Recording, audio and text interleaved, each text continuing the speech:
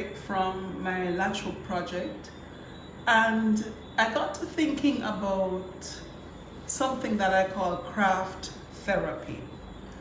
I remember a couple years ago, I was sitting in I want to call it my little space, my little den where I have all my crafting junk. And I realized how peaceful I felt. Just whatever it was I was doing at the time, it just felt peaceful. And I said to myself, this is so therapeutic. And I'm like, crafting is therapeutic. And I got out my cardstock, my glue, my glitter, my pencil, and I made a little sign and glitter it up nicely and everything and put it on my door, craft therapy. But that was some years ago. But one of the things that I've always said about art and craft is that it is something that I think in this present day, it's being stifled. If you think about our schools, the art and craft programs are not as active or as supported as they could be. If you think about persons who are involved in the arts, it's almost as if it's a struggle for them to survive. And I think that the artistic side is something that we were all made with. And when we say artistic, we're not talking about just drawing and painting. We're talking about the musicians, we're talking about the dancers, we're talking about the writers, we're talking about the persons who are involved directly with art and craft in a sense. That side of us is being stifled. We're being told there's nothing in it. We're being told it doesn't make sense. We're being told you can't make a living from doing that. And as a result, a lot of our artistic instincts or artistic proclivities are stifled, they're pushed to the side, and we end up being stressed, overworked, tired, frustrated. And not until we tap back into that artistic side do we get some sense of relief. I want to use two quick examples of how the arts are being stifled. I had a student some years ago, I won't call her name, but if she's watching this, she knows herself.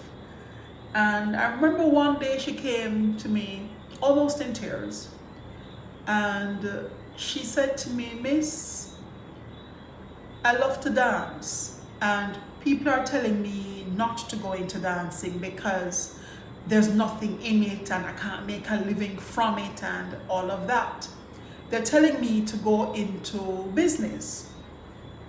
And I said to her, if God should come and sit beside you right now and say to you, name one thing that if you could do this thing for the rest of your life, you would be absolutely blissfully happy, what would that thing be?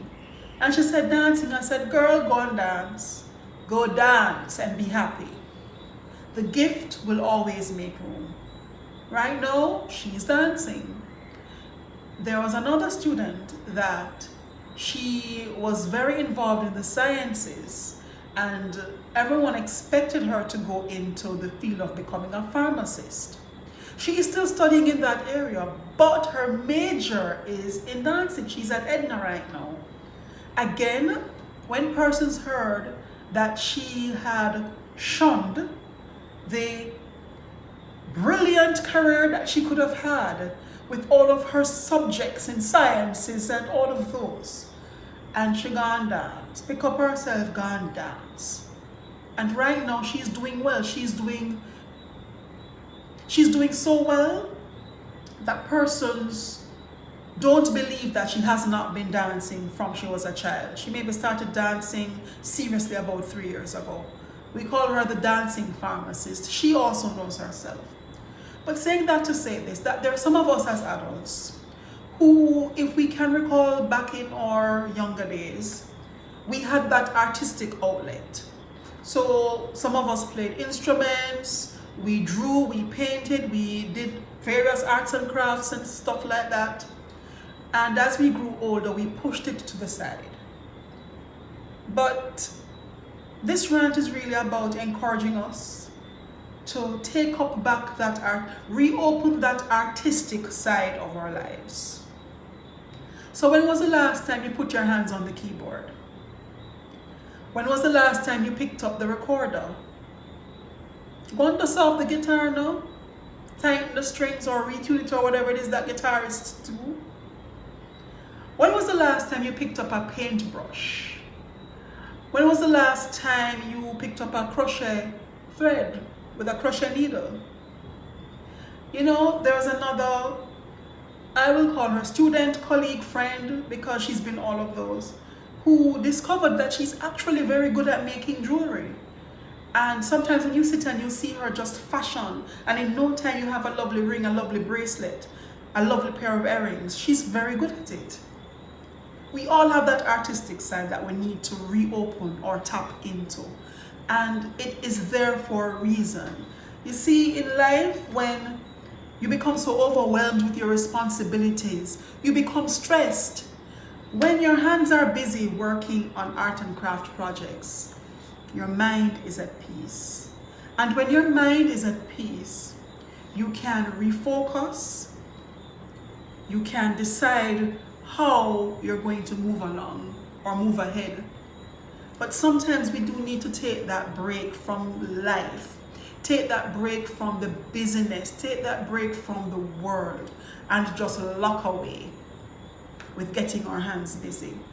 Some persons might be there saying, yes, you can talk, Bev, but I can't sing, I can't dance, I can't draw, I can't do anything like beading or crocheting or latch hooking. I can't do any of that. Go to a bookstore. Go to the children's section in the bookstore. Find the thickest coloring book that you can find. Go back to the cashier, get yourself a pack of crayons. That is your craft therapy. Coloring, believe it or not, is craft therapy. And if you want to take it a step further, they do have adult coloring books. I think those coloring books come with gel ink pens. But if you can't do any of what I described in terms of the singing, the dancing, the fancy schmancy, detailed work, get a coloring book. It's as simple as that. There are some of you who like to write. When was the last time you picked up a pen and a notebook and you put your thoughts down on paper in words? When was the last time you wrote a story, a poem, a script for a mini play? Listen, the long and short of this whole discourse that we're having is crafting is therapeutic. Crafting relaxes you. Crafting de-stresses you. Crafting is therapy. And so I just want to encourage everyone, not even just some of you, every one of us was made with that creative switch. Some of us have turned it off. We need to turn it back on. So saying that to say this, your challenge for this week or for this season, for whenever, is to get some craft into your life. And if you can't do anything, you have no excuse, because you can pick up a coloring book and color between the lines. Happy crafting. I'm going back to my therapy right here. See you later.